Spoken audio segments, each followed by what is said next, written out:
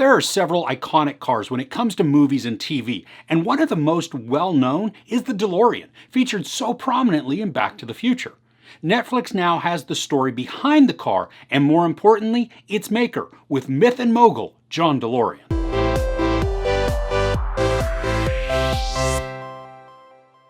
Combining exclusive access and interviews with never-before-seen footage, this three-part documentary series explores the rise and fall of automotive icon John DeLorean, the poster boy of late 70s corporate greed.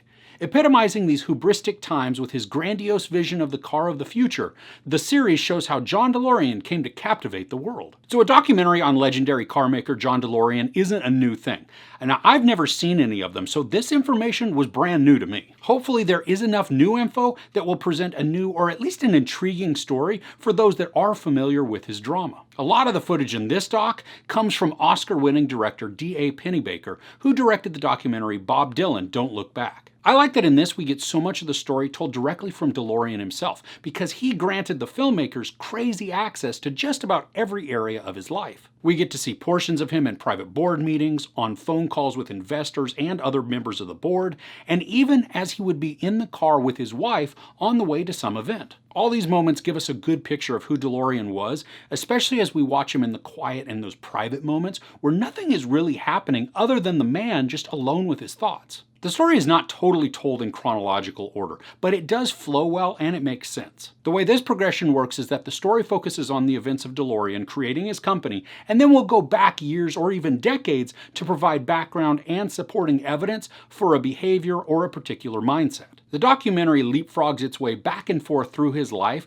but it's very obvious where we are in the timeline because there are just these massive red titles on the screen that show us the year. To add intrigue to the story, there is sort of an unraveling mystery that is taking place. There are interviews with several investigative journalists who were writing stories on DeLorean and working to uncover items that had just appeared to be wonky in his business dealings. The series combines these interviews with those from his former wife, members of the C-suite in the DeLorean company, investors, and other journalists to create a pretty compelling and engaging storytelling experience. I like too that the documentary maintains a fair amount of objectivity when it comes to telling his story.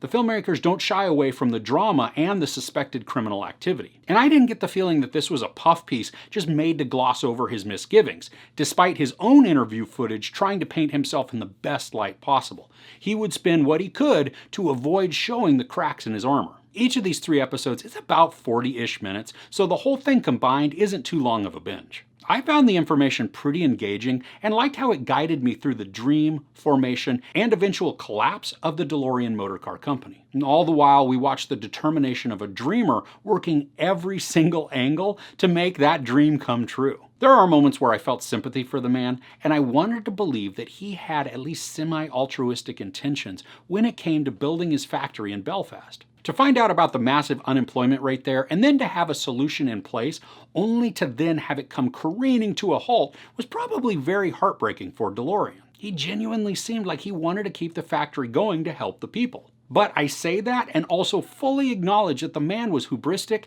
and his fight to save the factory could have solely been to save his reputation and his wealth. I enjoyed this documentary, especially with all of the internal footage we get from the subject himself. I also found the FBI investigation to be incredibly intriguing, and there were portions that I knew nothing about, which then increased my enjoyment of this all the way around. I'm sure that if you're already well versed in everything DeLorean, then this may not have anything new or exciting. But if you enjoy engaging documentaries that are both well shot and well told, this one is a good one to binge. There's no sex or nudity, some profanity, and some violence. I highly recommend checking out Myth and Mogul, John DeLorean on Netflix. Did you ever want to own a DeLorean? I remember being really enamored with the car, and then I wanted one even more after seeing Back to the Future. I'm not sure though how much they go for now, or really if the investment would even be worth it. And could you even find parts? Anyway, if you enjoyed this review, please give it a like. Also, don't forget to share and subscribe. I'm Chris. This is Movies and Munchies. Thanks for couching with me.